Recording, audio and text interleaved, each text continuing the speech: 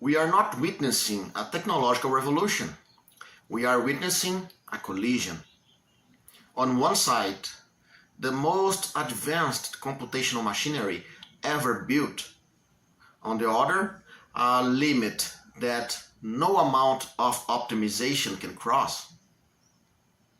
We have systems that calculate flawlessly, and yet remain epistemically hollow. But this did not arrive as a rupture with human cognition. Neural networks did not emerge by abandoning how humans think. They emerged by moving away from fixed mirrors of nature and toward better learning, where many paths can lead to the same output. And this shift was not born in engineering alone.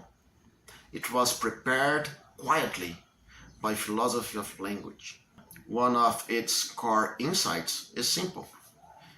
To learn a language is already to inherit a history, a sedimented web of associations trained into syntax, usage, and response patterns, mostly opaque even to speakers themselves.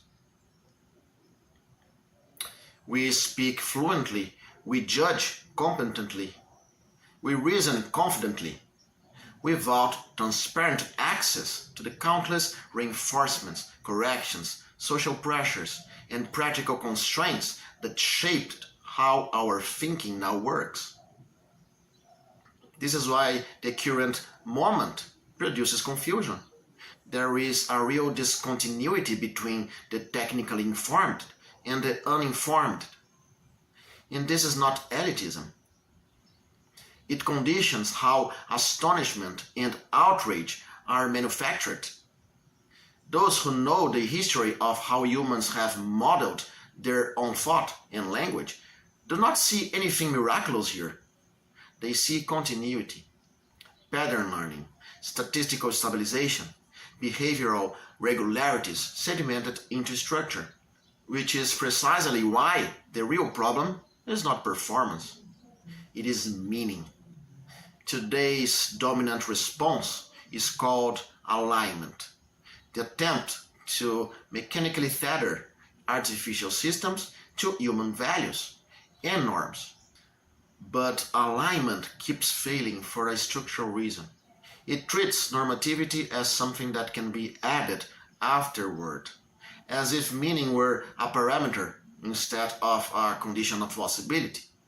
What we are hitting is not a technical ceiling, it is a philosophical ceiling, a point where logical coherence remains intact, while semantic traction collapses, where syntax still runs, but understanding no longer anchors action. And this is what I call the ceiling of meaning. And if you work in AI, law, governance, or complex systems, you have already felt this friction. You are navigating a post-representational world, using Enlightenment-era maps of cognition. Philosophy is the site where this crisis first becomes visible. It is where failure stops being noise and becomes legible, where the quiet opacity of breakdown is no longer hidden by performance metrics, where the non-normative, the gap between behavior and justification, is brought into view. Philosophy does not offer quick solutions. It diagnoses the architecture of the limit itself.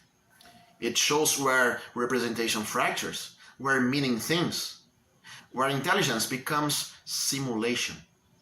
And that confrontation is no longer optional. That is why I am developing a series of interconnected video projects, unified by this problem. Across these works, I move between Kant, Wittgenstein, Quine, and contemporary theories of meaning, not as historical commentary, but as diagnostic tools for the present. If you want to explore this terrain, the ceiling of meaning, the limits of representation, and the crisis of alignment, you can find the entire archive on my page.